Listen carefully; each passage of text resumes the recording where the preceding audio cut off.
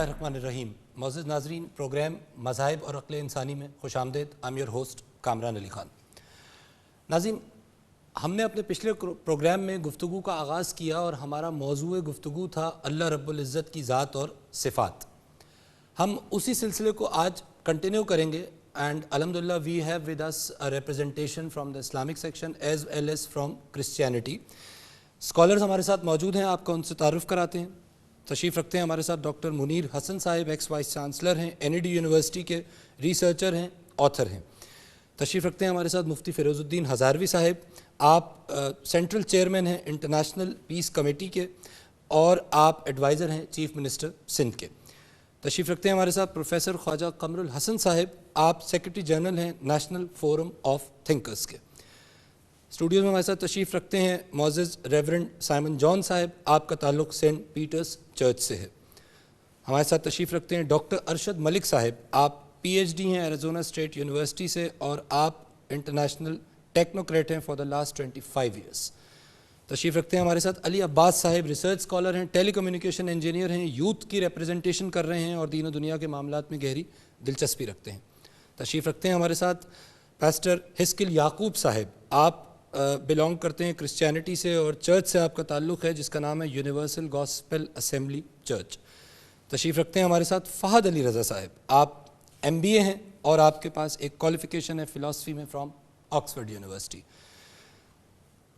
Sir, गुफ्तगू का सिलसिला पिछले प्रोग्राम में आप सब लोग देख चुके हैं और जिस जगह हम पहुँचे थे वो इश्क़ के सफ़र की हमने बात की, हमने इबादत की बात की, हमने ये बात की कि इश्क़ गो के यकीनन एक आला और अरफा रास्ता है, लेकिन ज़ाहिर है क्योंकि अवामुन नास इश्क़ की तरफ नहीं जा सकती तो अल्लाह रब्बुल इज़्ज़त ने उनके लिए, हम सब के लिए एक रास्ता इबादत के ज़रिए भी रखा है ताकि हम जिस हद तक मुमकिन हो सके अल्लाह की मर्ज़ी से उनकी मारिफत को हासिल कर सकें।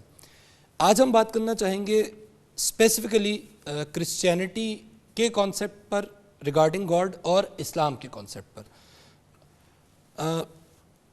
रेवरेंड साइमन साहब, सर ये फरमाइएगा कि जो बुनियादी ट्रिनिटी का कॉन्सेप्ट है क्रिश्चियनिटी में, तसलीस का, उसको हमारे सामने पेश कीजिए। वो क्या कॉन्सेप्ट है और खुदा के वजूद को वो कॉन्सेप्ट किस तरह देखता है? इससे पहले कि हम तसलीस पर बात करें, छोटी छोटी 2-3 वजाहतें हैं, अगर वो हमारे जहन में होंगी तो हम बेहतर तौर पर इस बात को समझ पाएंगे। ज़रूर। हम कभी भी तसलीस लफ्ज़ इस्तेमाल नहीं करते। हम जब भी टेक्निकली लफ्ज़ इस्तेमाल करते हैं तो तसलीस फिल तौहीद लफ्ज़ इस्तेमाल करते हैं। ठीक है, ये हमारी मालूमात में बड़ा अहम इजाफा है। तसलीस फिल तौहीद, ओके, पहली बात। ठीक है। दूसरी बात ये कि तसलीस फिल तौहीद जब हम ये कहते हैं तो हम खुदाए सालूस एक लफ्ज़ इस्तेमाल करते हैं। तो खुदा की बात करेंगे तो खुदा की बात कभी भी 1 मिनट में, 1 घंटे में, 1 दिन में, 1 सदी में पूरी नहीं हो सकती। यकीनन ये उम्र थोड़ी है मोहब्बत के लिए। ये हमारी प्रॉब्लम है कि हम कभी भी, हमारे पास अल्फाज महदूद हैं, हमारे पास सोच छोटी है और हमारे पास वक्त की कमी होती है। इसलिए इन चीज़ों को मद्देनज़र रखते हुए बहुत थोड़े वक्त में मैं कोशिश करूँगा कि उस बड़ी ज़ात के मुतल्लिक आपको अपने तसव्वुरात और अपने ईमान और अपने ख़यालात जो है वो पहुँचा सकूँ। So nice, thank you. जब हम खुदा की सफ़ात की बात करते हैं तो उसी से उसे पहचानते हैं।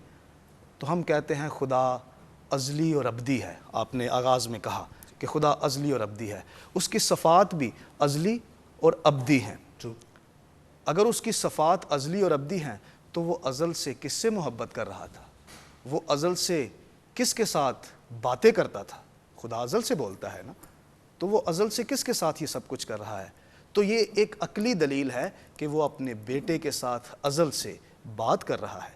वो मोहब्बत कर रहा है अज़ल से अपने बेटे के साथ, वो उसके साथ अज़ल से है। बेटा उतना ही बड़ा है जितना बाप है। हालांकि हमारी दुनियावी मिसाल में कभी ऐसा नहीं होता कि बाप बेटे के बराबर हो। हमेशा बाप बड़ा होता है, हमेशा बेटा छोटा होता है। उम्र के लिहाज से, अकल के लिहाज से भले बेटा जो है वो आगे निकल जाए, वो ऑक्सफोर्ड चला जाए, वो दुनिया के उलूम हासिल कर ले और वो बाप से बहुत ऊपर चला जाए, लेकिन कभी भी बेटा बाप से बड़ा नहीं होता। लेकिन हम अपने अकीदे में कहते हैं कि बाप, बेटा, रूहुल कुद्दस तीनों बराबर हैं। تینوں ایک جتنے ہیں. God the father, God the son, God the holy spirit. کوئی بھی ان میں سے نہ ایک لمحہ وقت کے لحاظ سے بڑا ہے نہ چھوٹا ہے. ازل کیا ہے؟ ازل وہ وقت ہے جس کا کوئی آغاز نہیں, جس کا کوئی شروع نہیں. تو وہ باپ کے ساتھ, یعنی کہ بیٹا باپ کے ساتھ تب سے ہے جب سے باپ ہے. ہمیں نہیں پتہ کب سے ہے, لیکن جب سے باپ ہے تب سے بیٹا ہے, تب سے ہی روح القدس ہے. اور ابد کیا ہے؟ جس کا کوئی انتہا نہیں, کوئی اندازہ نہیں کر سکتا کہ یہ کب ختم ہوں گے بھی کہ نہیں. تو جب تک باپ رہے گا تب تک بیٹا رہے گا, تب تک روح القدس رہے گا. تو یہ ایک تصور ہے, یہ ایک عقیدہ ہے. اس علم کو کوئی مانے نہ مانے اس سے کوئی فرق نہیں پڑتا, کیونکہ یہ ہمارا عقیدہ ہے جو خدا نے ہمیں عطا کیا ہے. یہ ہمارا ایمان ہے بائبل مقدس کے وسیلہ سے, اپنے نبیوں اپنے رسولوں کے وسیلہ سے, اور بالخصوص اپنے بیٹے کے وسیلہ سے اپنے وجود کی پوری پہچان عطا فرما کے. اچھا پاسٹر ہسکل, یہ فرمائیے گا, یہ جو بنیادی کانسیپٹ جو کرسچینٹی کا ریورنڈ سائمن نے پیش کیا, اس میں God the father, God the son, God the holy spirit.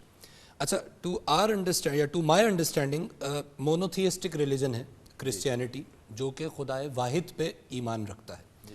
تو ان کانسیپٹس کو آپ وحدانیت کی طرف کس طرح مرج کرتے ہیں؟ کس طرح آپ اس کو دیکھتے ہیں کہ یہ وحدانیت ہی کا کانسیپٹ ہے لیکن اس کی شیپ یہ ہے جو آپ فرما رہے ہیں؟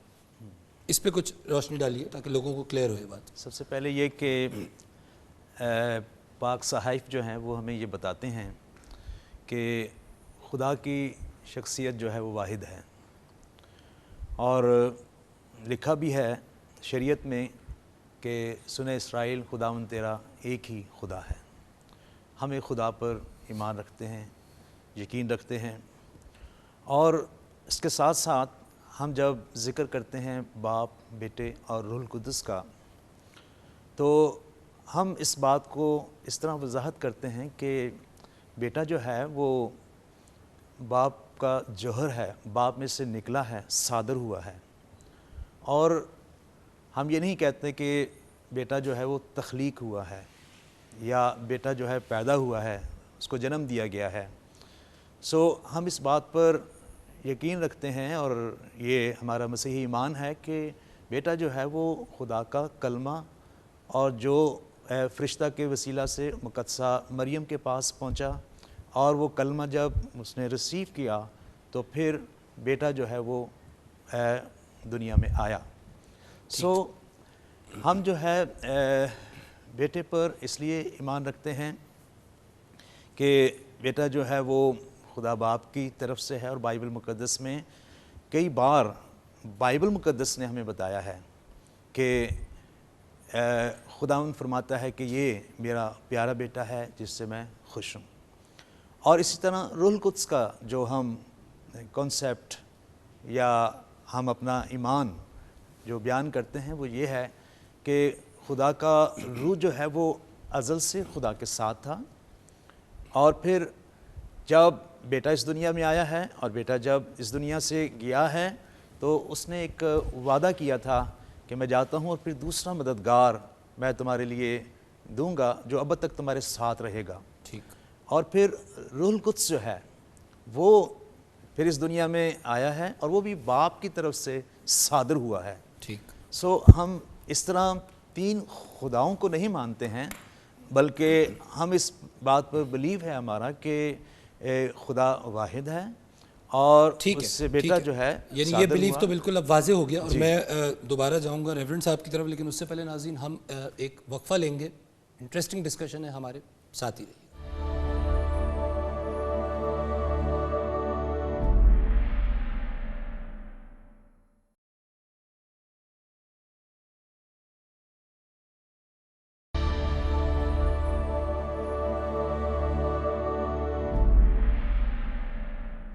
ویلکم بیک ناظرین, آپ دیکھ رہے ہیں پروگرام مذاہب اور عقل انسانی, اور ہم ڈسکس کر رہے ہیں کانسیپٹ آف گاڈ کو. آج ہماری اس ڈسکشن کا دوسرا ایپیسوڈ ہے.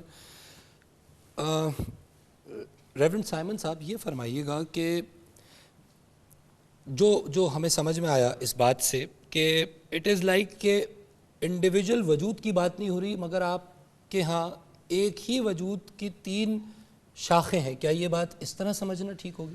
کیونکہ ہم تو علمی طور پہ اس کو سمجھنا چاہ رہے ہیں، ہم کرسچینٹی کے کانسیپٹ کو سمجھنا چاہ رہے ہیں۔ اس کو میں تھوڑا سا کوشش کرتا ہوں کہ مزید وہ الفاظ استعمال کروں جو آسانی سے آپ جنہیں سمجھ پائیں۔ جی، خدا کا کلمہ مجسم ہوا، ہمارا یہ عقیدہ ہے ابتداء میں کلام تھا، کلام خدا کے ساتھ تھا، وہی کلام خدا تھا، اور وہی کلام مجسم ہوا جسے ہم خداوند یسوع مسیح کہتے ہیں، خدا کا بیٹا کہتے ہیں۔ کلام مجسم ہوا۔ اب کلام آیا کہاں سے؟ کلام آیا کہاں سے؟ جو وہاں پر لفظ ہے اوریجنل ٹیکسٹ میں گریک میں وہ ہے لوگوس۔ لوگوس کا ایک مطلب ریزن بھی ہے، جی، تھاٹ بھی ہے۔ جی، تو ہم ایکچول کہہ رہے ہیں کہ بیٹا جو ہے وہ خدا کا تھاٹ ہے، وہ خدا کی عقل ہے، اور وہ الگ سے ایک شخصیت رکھتا ہے اور اپنے اندر پوری الوہیت رکھتا ہے، اور وہ باپ سے الگ ہو کر بھی ایک خدا ہے اور وہ باپ کے اندر رہ کر بھی خدا ہے۔ ہم خدا کی عقل کو خدا کہہ رہے ہیں، اس کے کلی عقل کو بیٹا کہہ رہے ہیں۔ ٹھیک ہے۔ اچھا، تو یعنی ایک تو یہ کہ ایک جنرل عقیدہ جو تمام مذاہب میں وہ ہے کہ God is transcendent and God is immanent, یعنی ماورائے عقل بھی ہے، ایک ماورائی قوت کا نام بھی خدا ہے، اور ورلڈلی افیئرز میں بھی ظاہر ہے اللہ رب العزت کا عمل دخل ہے، اور وہ اپنے بندوں کی دعائیں سنتا ہے۔ جب بندہ اسے پکارتا ہے irrespective آف ریلیجن، تو وہ اللہ رب العزت اس بندے کی دعائیں سنتا ہے۔ تو یہی کانسیپٹ ہے آپ کے پاس بھی؟ یہی کانسیپٹ ہے جب خدا کا؟ انسان خدا کو پکارتا ہے تو خدا اس کی سنتا ہے۔ آپ یہ پوچھنا چاہ رہے ہیں؟ جی، بالکل خدا سنتا ہے۔ دعا کا جو کانسیپٹ ہے ہاں بنیادی۔ بالکل، خدا کو جب انسان پکارتا ہے تو ہمارے پاس بے شمار ایویڈنس ہے کہ جب انسان نے خدا کو پکارا، خدا نے انسان کی سنی، بلکہ بے شمار موقعوں پر ہمارے پاس بڑے مضبوط اور واضح ایویڈنس ہیں کہ خدا نے انسان کو پکارا اور انسان نے سنا۔ ٹھیک، خدا نے انسان کو آواز دی اور بلایا، نام کے ساتھ بلایا، اے ابراہیم، اے ابراہیم، اور خدا نے کہا کہ تو کون ہے؟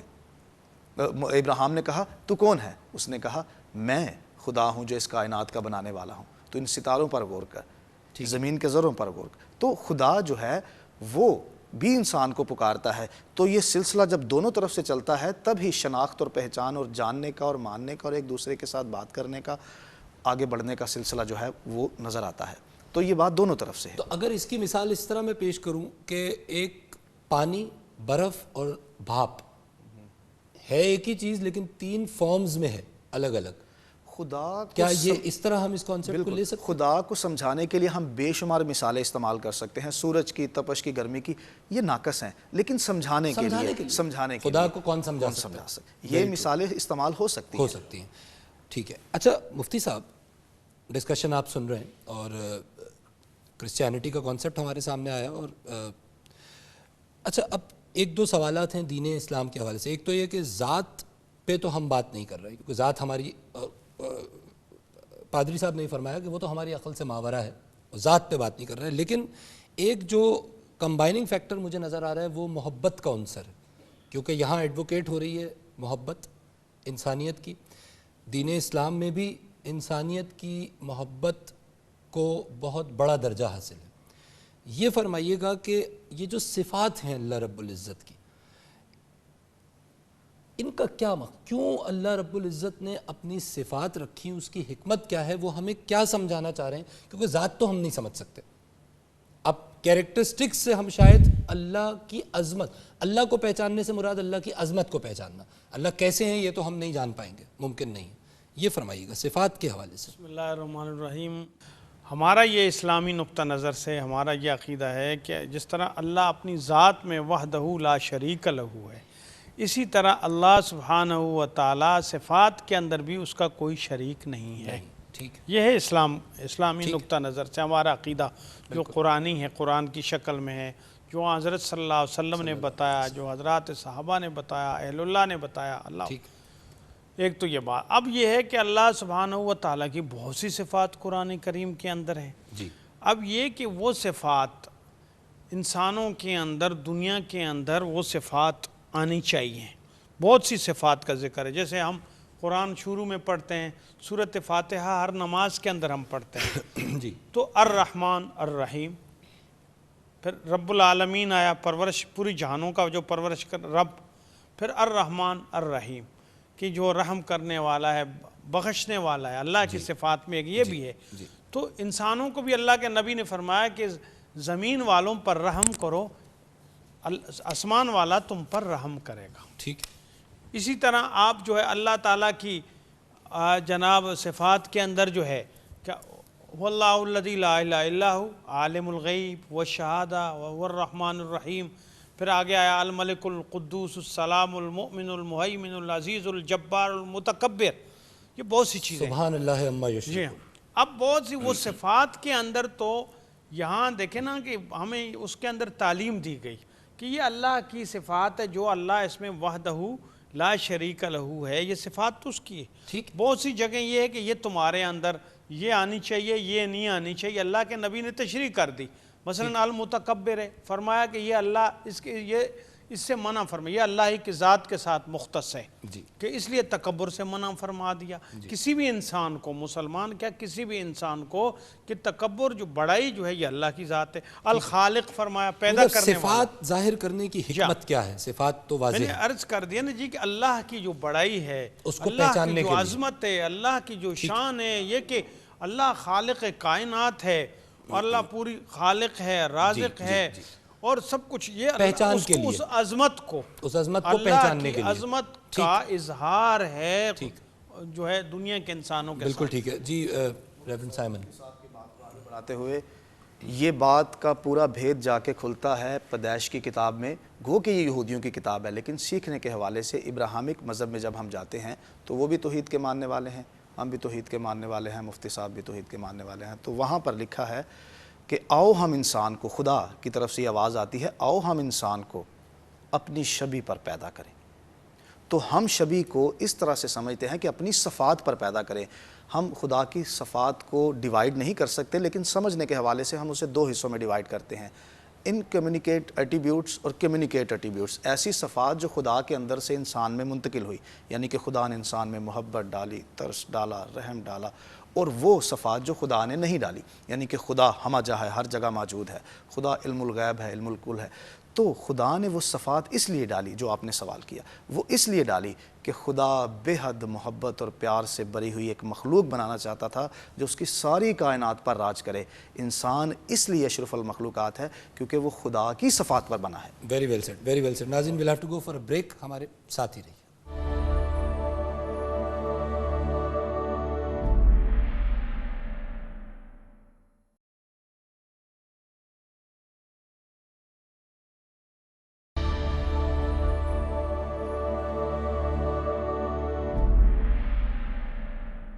वेलकम बैक नाज़रीन, आप प्रोग्राम देख रहे हैं मज़ाहिब और अक़्ल इंसानी, और हम आज अपने सेकंड एपिसोड में डिस्कस कर रहे हैं concept of God in major world religions.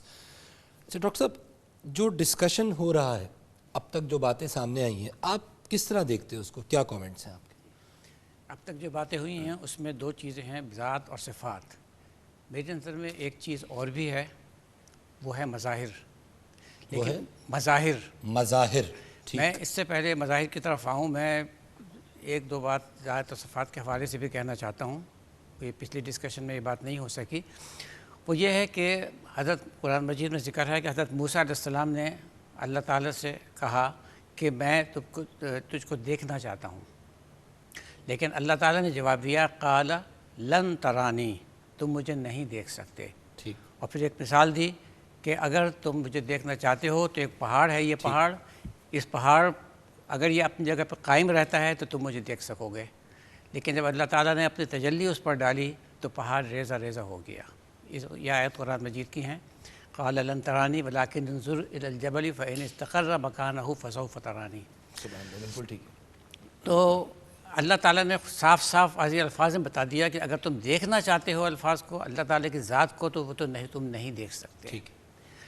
अब आते हैं सिफ़ात की तरफ। सिफ़ात में एक चीज़ यह है कि जैसे सिफ़ात में ये चीज़ है, जैसे अल्लाह ताला देखता है, अल्लाह ताला बोलता है, अल्लाह ताला सुनता है, ये सिफ़ात अल्लाह ताला की अपनी हैं।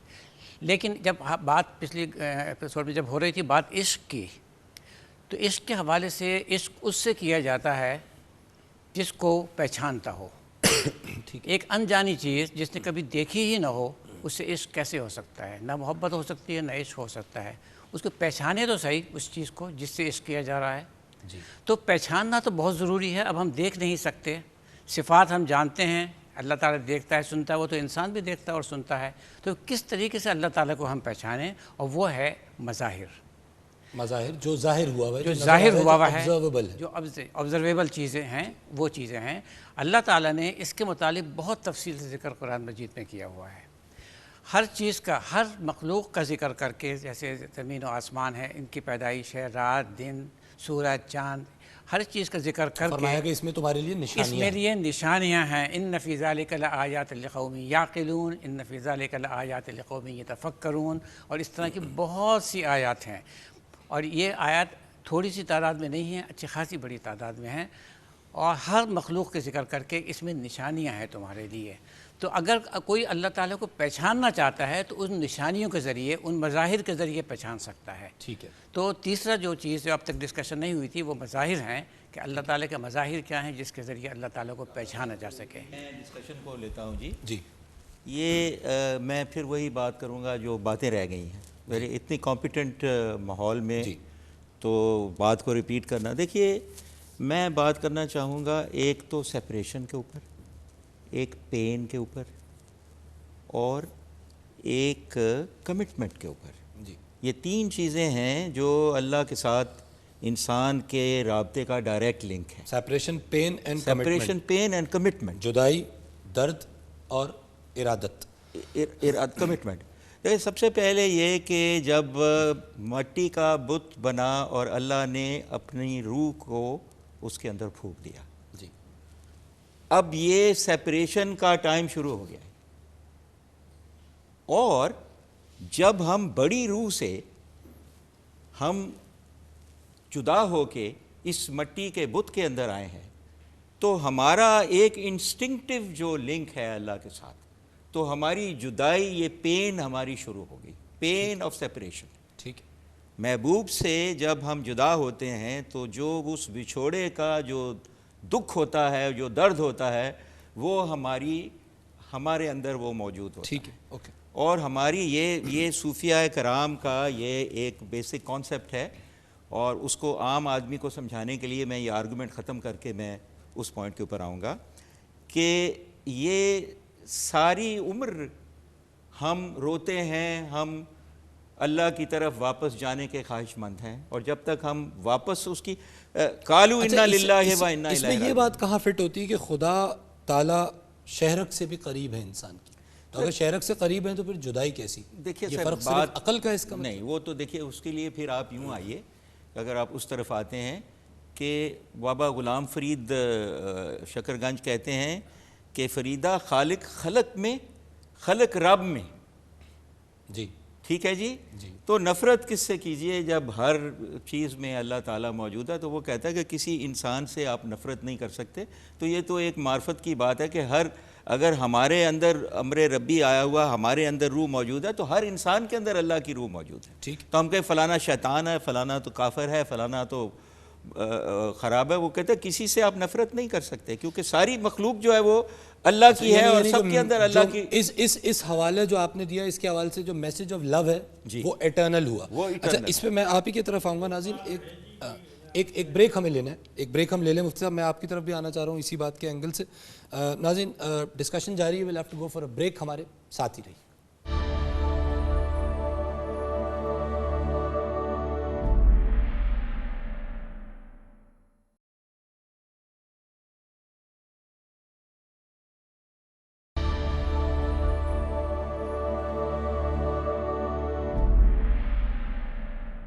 خوش آمدید ناظرین، آپ پروگرام دیکھ رہے ہیں مذاہب اور عقل انسانی، اور ہم ڈسکس کر رہے ہیں ذات و صفات خدا باری تعالیٰ. مفتی صاحب آپ فرمائیے گا، میں سب کی طرف جانا چاہتا ہوں. میں یہ عرض کروں گا جی، ایک بات تو یہ ہے کہ اصول یہ ہے، ضابطہ یہ ہے کہ اللہ تعالیٰ کے جو احکامات ہیں اس کی تشریح فرمائی، جو نبیوں کے بھی امام، اولیاء کے بھی امام، پوری کائنات کے امام، دنیا کے انسانوں کے تشریف سردار فائنل ہے محمد عربی صلی اللہ علیہ وسلم. ٹھیک ہے. محمد عربی صلی اللہ علیہ وسلم کے پھر صحابہ، ساتھی، تبع تابعین، اولیاء اکرام. ٹھیک ہے. میں یہ اولیاء جو ولی بھی بنا تو وہ اس لیے ولی بنے، قطب بنے، ابدال بنے، صوفی بنے کہ انہوں نے حضور پاک صلی اللہ علیہ وسلم کے عشق کے ساتھ ان کے طریقوں پر پریکٹیکل عمل کر کے دنیا کو بتایا. بالکل ٹھیک ہے.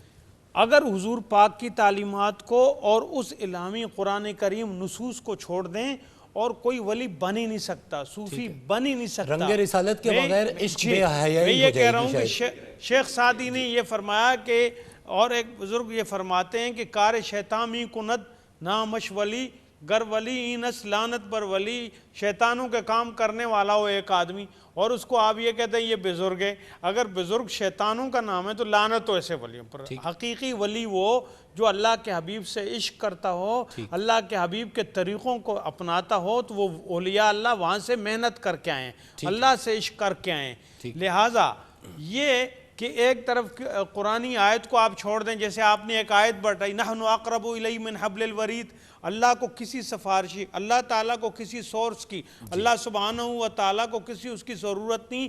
وہ جس طرح بہت بڑا کوئی آدمی اپنے آپ کو کہے یا غریب ترین آدمی کہے، وہ جب یا رب کہتا ہے، اللہ کو وہ پکارتا ہے، تو اللہ تعالیٰ کہتے ہیں وَإِذَا سَأَلَكَ عِبَادِي عَنِّي فَإِنِّي قَرِيب، میرے حبیب جب میرے بندے آپ سے میرے بارے میں سوال کریں تو فَإِنِّي قَرِيب، تو آپ فرما دیں میں بہت قریب ہوں، مجھے اس کی وہ نہیں ہے۔ ایک طرف اگر قرآن ہو، دوسری طرف آدمی کوئی شعر پڑھ لے کسی بزرگ کی طرف نسبت کر کے، یا کسی مولوی کی طرف کر کے، یا کسی جناب اور کسی کی طرف کے، تو نتھنگ قرآن کے سامنے، اللہ کے نبی کے ارشاد کے سامنے، اور اس طریقے سے جو اولیاء اکرام بنے اولیاء اللہ، ان کے سامنے میں یہ سمجھتا ہوں کہ اس کی کوئی حیثیت نہیں ہوتی۔ اچھا، یعنی اسٹیبلش یہ ہوا کہ جو اصل بات ہو رہی تھی وہ یہ تھی کہ اللہ رب العزت کو ان کی صفات کے ذریعے پہچانا جا سکتا ہے۔ اللہ کی جو صفات ہیں نا، دیکھیں نا، یہی ڈسکس ہم کر رہے تھے کہ اللہ کی بہت سی صفات ہیں، ذات کی تو بات ختم ہو گئی،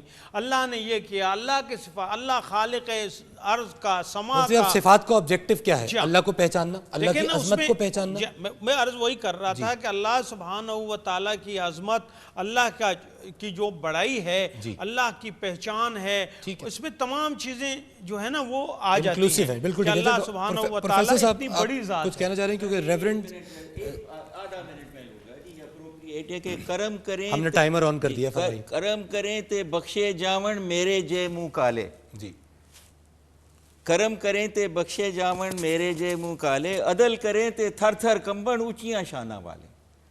تو اگر آپ عدل مانگیں گے تو عدل میں تو جتنے بھی بڑے بڑے جو اونچی شان والے ہیں وہ سارے مارے جائیں گے، اور کرم کرو گے، یہ میاں محمد بخش کا سیف الملوک میں سے۔ چلیے بسم اللہ، ظاہر ہے وہ کانسیپٹس اپنی جگہ پر ہیں۔ پروفیسر صاحب کچھ کہنا چاہ رہے ہیں، پھر میں ریورنڈ صاحب کی طرف آؤں گا۔ جی، عشق اور محبت کی جو گفتگو چل رہی تھی اس کے حوالے سے ایک بات یہ ہے کہ اظہار اللہ کے لیے وہاں سے شروع ہوتا ہے، اپنے نبی سے محبت اور اللہ سے محبت کا، کہ بندہ صبح سے شام تک روزہ رکھ کر اس پر یقین کر کے اپنی نفس کو قابو کرتا ہے۔ اظہار وہاں ہوتا ہے کہ جب وہ اپنے کمائے ہوئے دھن سے ایک رقم نکال کر زکوٰۃ میں دے دیتا ہے۔ اس طرح یہ روش اس کو عشق کی منزل اور عشق کی راہ دکھاتی ہے، اور ہوتے ہوتے ایک وقت ایسا آتا ہے کہ جب نبی کریم صلی اللہ علیہ وسلم لوگوں سے کہتے ہیں ایک جنگ کے لیے کہ لاؤ تمہارے پاس کیا معلومات ہے، تو حضرت عمر فاروق یہ سوچ کر تشریف لاتے ہیں کہ میں تو آدھا مال لے آیا ہوں اور اس دفعہ میں سبقت لے جاؤں گا۔ جب صحابی اول سے پوچھتے ہیں نبی کریم کہ ابو بکر تم کیا لے کے آئے ہو، کیا چھوڑا ہے تم نے، تو انہوں نے کہا خدا اور اس کا رسول، یعنی ان کے کرتے میں بھی کانٹے لگے ہوئے تھے ببول کے، وہ بٹن تک نکال کے رکھ دیے تھے۔ یہ عشق کی وہ راہ ہے جو بندے کو ملتی ہے اللہ سے محبت کے حوالے سے۔ یہاں یہ ساری گفتگو اتنے خوبصورت پرائے پر آ گئی ہے، وہ یہ ہے پرایا کہ جیسے کہ ابھی سائمن صاحب نے فرمایا، بہت اچھی بڑی خوبصورت گفتگو کی انہوں نے بتایا کہ ان کے ہاں توحید کا تصور ہے، اور وہ اللہ ان سے اتنی محبت کرتا ہے، وہ خدا اتنی محبت کرتا ہے کہ وہ بندوں کو اپنے آپ کو آشکار کرنے کے لیے مسیح موعود کی شکل میں آ گیا، ٹھیک ہے، یا روح القدس کی شکل میں آ گیا۔ ٹھیک ہے، اسی طرح سے ہم یہ دیکھتے ہیں کہ وہ وہاں بھی وحدانیت کا تصور موجود ہے، اور یہودیت میں بھی موجود ہے اور اسلام میں بھی موجود ہے۔ یعنی اس طریقے سے ہم یہ کہہ سکتے ہیں کہ ہم سب ایک اللہ کی اور ایک خدا کی پرستش کرنے والے ہیں۔ ٹھیک، دوسرا پہلو ایک اور اس میں کہ اس نے وہ جب تشریف لائے تو بندے و خدا کے رشتے ابدیت کو جوڑا انہوں نے۔ یہی صورتحال ہمارے یہاں ہے کہ بندے و خدا کے رشتے ابدیت کو نبی کریم جوڑ رہے ہیں۔ فاران کی چوٹی پر جب پکارتے ہیں، اور خسرو نے اس سلسلے میں کہا ہے خدا خود میر مجلس بود اندر لا مکاں خسرو، محمد شم میں محفل بود شب جائے کہ مربوطہ. سبحان اللہ. اور میں ریورنڈ صاحب کی طرف جانا چاہ رہا ہوں، لیکن اس سے ایک بڑی خوبصورت بات ذہن میں آئی کہ کسی اللہ کے بندے نے، اس سے میرے ذہن میں نام نہیں آ رہا، انہوں نے فرمایا کہ سورج کو ڈائریکٹ اگر دیکھو گے تو آنکھیں جل جائیں گی. تو فزیکل پروسیس یہ ہے کہ ہم سائنس کے تھرو سب جانتے ہیں کہ سورج ہی کی روشنی ہے جو چاند سے ریفلیکٹ ہو کر، یعنی جو چاند کی اپنی کوئی روشنی نہیں ڈاکٹر صاحب، سورج کی روشنی کا ریفلیکشن ہے جو ہم تک پہنچ رہا ہے. تو کسی نے اس کو اس طرح ملایا کہ اللہ سبحانہ و تعالیٰ کو سمجھنے کے حساب سے کہ اگر تم ڈائریکٹ ان تک پہنچنے کی کوشش کرو گے تو جل جاؤ گے. تو اسی نور کو، اسی روشنی کو ٹھنڈا کر کے رسالت کو مفتی صاحب چاند سے تشبیہ دیتے ہوئے کہ ٹھنڈی ہو گئی وہ روشنی. راستہ وہی ہے. مفتی صاحب نے پچھلے پروگرام میں بھی ایک بات کہی تھی کہ رسول پاک علیہ الصلوۃ والسلام کی اتباع ہی اللہ تک پہنچنے کا واحد راستہ ہے. اور یہ ہو نہیں سکتا کہ کوئی صوفی ہو، کوئی ولی ہو، کوئی اولیاء ہو، کوئی اللہ کا بندہ ہو، کوئی فقیر ہو اور وہ اس راستے سے ہٹ کے ہو. وہ پھر کوئی اور بات ہوگی، وہ پھر کوئی اور عشق ہوگا. وہ عشق نہیں ہوگا کہ جس کا ڈاکٹر صاحب بھی ریفرنس دے رہے ہیں اور مفتی صاحب بھی دے رہے ہیں. Reverend Simon please.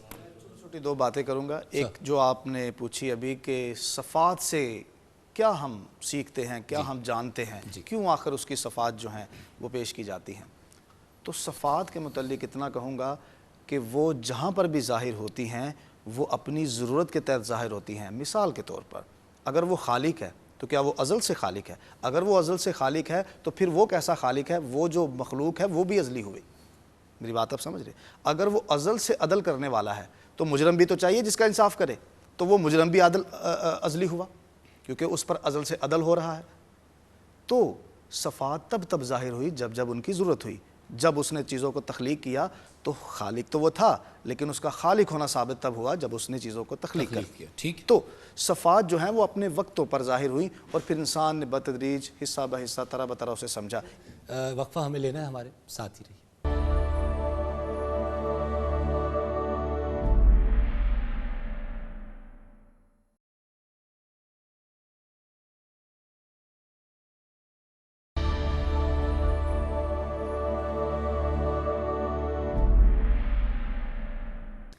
Welcome back ناظرین. آپ پروگرام دیکھ رہے ہیں مذاہب اور عقل انسانی، اور ہم آج کرسچینٹی اور اسلام کے ڈومین میں ڈسکس کر رہے ہیں کانسیپٹ آف گاڈ کو. مفتی صاحب، ایک بات ہوئی ہے، کئی بار ہوئی ہے کہ اللہ نے انسان کو اپنی صورت پر پیدا کیا. اس کا ہمارے پاس یعنی دین اسلام میں کوئی ریفرنس ملتا ہے ہمیں اس بات کا؟ یہ تو میں اسلامی نقطہ نظر سے بھائی نے تو اپنے ظاہر ہے نقطہ نظر پیش کیونکہ کیا. اولیاء اللہ کو ہمارے ہاں جو اسلامی نقطہ نظر ہے جی وہ یہ ہے کہ ایک تو اللہ کی جب ہم وحدانیت کی بات کرتے ہیں تو اس میں تثلیث کی نفی ہوتی ہے. ہمارے ہاں مراد یہ ہوتی ہے کہ اللہ ایک ہے، جس طرح سورۃ اخلاص ہے، بے نیاز ہے، نہ اس نے کسی کو جنا نہ وہ کسی سے جنا گیا، ایک تو بات، اور نہ اس کے برابر ہے کوئی. ایک تو میں یہ بات ناظرین کے لیے ضرور عرض کرنا چاہوں گا. دوسری بات یہ ہے کہ روح کے حوالے سے ایک بات میں آخری یا عرض کرتا چلا جاؤں. روح کیا ہے؟ یہ سوال ہوا وَيَسْأَلُونَكَ عَنِ الرُّوحِ، چونکہ یہ قرآنی آیت وَيَسْأَلُونَكَ عَنِ الرُّوحِ آپ سے یہ سوال کرتے ہیں، اس وقت بھی ہوا تھا. یہ میرے حبیب کے روح کیا ہے؟ قُلِ الرُّوحُ مِنْ أَمْرِ رَبِّي، آپ فرما دیں روح کیا ہے؟ یہ امر ربی ہے، یہ امر ربی ہے. اب یہ ہے کہ اس سلسلے میں نے پہلے بھی عرض کیا، ابھی بھی اسلام میں تو یہ ہے کہ اللہ ذات کے اندر بھی وحدہ لا شریک لہ ہے اور صفات کے اندر بھی وحدہ لا شریک لہ ہے. باقی صفات اللہ کی میں نے پہلے عرض کیا کہ بہت سی صفات ایسی ہیں کہ وحدہ لا شریک لہ تو ہے، لیکن اللہ نے متصف فرمایا بہت سی صفات سے مخلوق کو. جیسے یعنی اگر میں اللہ کا شکر ادا کرتا ہوں تو وہ جو یا شکوروں کی صفت جی ہاں وہ آپ کرتے ہیں. اس طرح بہت سے اسماء حسنہ ہیں جو فدعوہ بہا فرمایا وللہ کہ آپ بلائیں اس نے، اور اس کا حصہ ہم اس طرح تو بن سکتے ہیں. لیکن یہ صفت میں یہ کہوں کہ جی خالق والی صفت ہے تو چونکہ میرے اندر آ گئی، یا فلان جو ہے صفت ہے وہ جو ہے شکور میں ہوں، یہ نہیں. اب تو شکور ہم کہیں گے، صفت کا بھی جز آئے گا، صفت کا کل تو نہیں آ سکتا. ہم کہتے ہیں نا کہ اس صفت کا بندہ، جیسے عبد الشکور، عبد الرحیم، عبد الرحمن، یعنی جتنے بھی نام ہیں. عبد کیا ہے؟ ایکچول یہی عبد ہے، بندگی اور انتہائی تذلیل خدا کے سامنے. یہ عشق ہے، یہ اللہ سے عشق ہے کہ بندہ اپنی عبودیت، عجز، انکساری، تواضع، اعلیٰ درجے کی جس کو آپ کہتے ہیں یعنی بالکل وہ خدا کے سامنے ہو ٹھیک ہے، تو اس کو کہتے ہیں محبت فہد اللہ کچھ کہنا چاہ رہے ہیں؟ ویسے اس ڈسکشن میں مجھے جو سب سے پیاری بات لگی ہے کہ اسی وجہ سے آج اس دنیا میں ایگنوسٹکس زیادہ ہیں، ایتھیسٹس کم ہیں. مذہب کی یہ جیت ہے سارے مذاہب کی کہ انہوں نے ایتھیسٹ کو کھینچ کے اس کے بجائے کہ خدا نہیں ہے اس پہ لے آئے کہ شاید خدا ہو. یہ اسی قسم کی ڈسکشن. ٹھیک ہے، اور ظاہر ہے کہ جو ایتھیسٹ ہے اس کا اگر اس کو مذہب کی طرف آنا ہے تو شاید اس سیڑھی سے اگر آ جائے. ہم تو we would always hope for the best. مذاہب کو ظاہر ہے ہم سب اپنے اپنے مذہب کو پورے اعتقاد اور پورے یقین کے ساتھ فالو کرتے ہیں. سر آپ کچھ کہنا چاہ رہے تھے؟ جی. جب ہم کہتے ہیں کہ انسان جو ہے وہ خالق ہے تو وہ فرق معنی میں خالق ہے. وہ چیزوں کو جوڑ مروڑ کے توڑ کے کہیں کہیں بنا دیتا ہے. آپ نے جو کپڑے پہنے ہیں، آپ نے جو گلاسز لگائے ہیں، آپ کا پورا جو سیٹ ہے، یہ چیزوں کو لے کے اور ان کو بنایا گیا ہے. لیکن خدا کیسا خالق ہے جہاں پر کچھ موجود نہیں ہوتا وہ وہاں سے وجود کو دے دیتا ہے. وہ ایسا خالق ہے. اس کے خالق ہونے میں اور ہمارے خالق میں ہونے میں فرق ہے. تو یہ ڈیفرنس ہے. ہم بھی خالق ہیں، ہم اس زمین کے خالق ہیں. اس زمین پر یہ بڑے بڑے جہاز، یہ بڑے بڑے راکٹ اور یہ بڑی بڑی بلڈنگیں کس نے بنائی ہیں؟ خدا نے جو انسان کو عقل دی ہے، انسان نے اس عقل سے ان چیزوں کو خلق کیا ہے. ٹھیک ہے، تو یہ خلق ہونے میں ذرا ڈیفرنس ہے دونوں. بالکل ٹھیک ہے. یہ فرمائیے گا ڈاکٹر صاحب کہ میں اگر تھوڑا سا ایک سائنٹیفک اینگل لوں جو کہ بڑی سمپل سی بات ہے، وہ یہ کہ ایٹم ہے اور اس ایٹم کے اندر ہم ایک پروگرام میں اس کی ڈیپتھ میں چلے گئے تھے اسٹرنگ تھیوری تک. لیکن اگر ہم صرف ایٹم کو ہی لے لیں تو ایٹم میں 95% جگہ خالی ہے. نیوکلیس ہے، اس کے ارد گرد الیکٹرانز گردش کر رہے ہیں. اور نیوکلیس کو اگر آپ ایک بال سمجھ لیں تو الیکٹران کی گردش کا دائرہ اتنا ہے جتنا پورا پاکستان، یعنی اتنا بڑا آربٹ ہے، اور بیچ کی جگہ خالی ہے. And yet when I touch my hand اور آئی ٹچ دس ٹیبل، ہمیں یہ لگتا ہے کہ یہ سالڈ ہے. تو یہ سائنس بھی رفتہ رفتہ یہ ثابت نہیں کرتی جا رہی کہ وجود مطلق تو صرف ایک ہی ہے اور باقی جو کچھ ہے وہ شاید نظر کا دھوکہ ہے. اس پہ کچھ فرمائیے. سائنٹیفک اینگل رہ گیا تھوڑا سا، ہم چاہیں گے بالکل ٹھیک ہے، اس پہ ہی بات ہو جائے. نظر کا دھوکہ بالکل ہو سکتا ہے یہ، لیکن اس میں یہی ہے کہ اللہ تعالیٰ نے اس اینگل کو زیادہ پروجیکٹ نہیں کیا کہ نظر کا دھوکہ ہے، بلکہ ہر چیز کو حقیقی بیان کیا ہے اللہ تعالیٰ نے. لیکن کھیل تماشا لہو و لعب جو کہا ہے، لہو و لعب کہا، جی ہاں لہو و لعب کہا ہے، لیکن مقصد یہ ہے کہ اس کا اس سے کوئی اچھی چیز حاصل نہیں کر سکتے. لہو و لعب کا جو کانسیپٹ میری نظر میں ہے وہ یہ ہے کہ اس سے کوئی میرے یہاں پہ ایک سوال ہے. جی اسی دنیا میں تو مجھے اچھی ترین چیز یعنی خالق حقیقی کو پہچاننا ہے. جی تو اس سے اچھی چیز تو حاصل ہو سکتی ہے یا نہیں ہو سکتی؟ یہ ایک بالکل، یعنی شاید میرا خیال ہے مٹیریلی اچھی چیز، یعنی اگر ہم مٹیریل کی طرف انکلائنڈ ہیں تو شاید کوئی بھی نتیجہ نہ نکلے. I am correct. فلسفی میں ایک یہ بڑا آرگیومنٹ ہوتا ہے کہ آنٹولوجیکل آرگیومنٹ کہ گاڈ از پرفیکٹ، اس کے بیسس پہ پروو کیا جاتا ہے. ہمارا خیر وہ ڈسکشن نہیں ہے.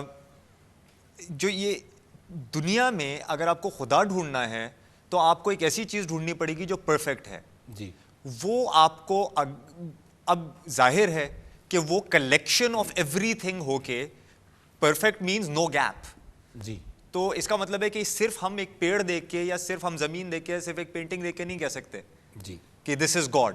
وی have to take the sum total of ایوری تھنگ. ٹھیک ہے. And see the network جو آپس میں کنیکشنز ہیں اور جو پرفیکشن سے آگے پورا سسٹم بیٹھ جاتا ہے. اچھا، یہ بڑی اہم بات ہے کیونکہ اس سے ہم مقصد طرف جاتے ہیں. وقت ہمارا ختم ہو رہا ہے. مفتی صاحب بہت چند جملوں میں اللہ رب العزت کی اس پوری کریشن کا مقصد کیا نظر آتا ہے ہمیں اسلامی نقطہ نظر سے؟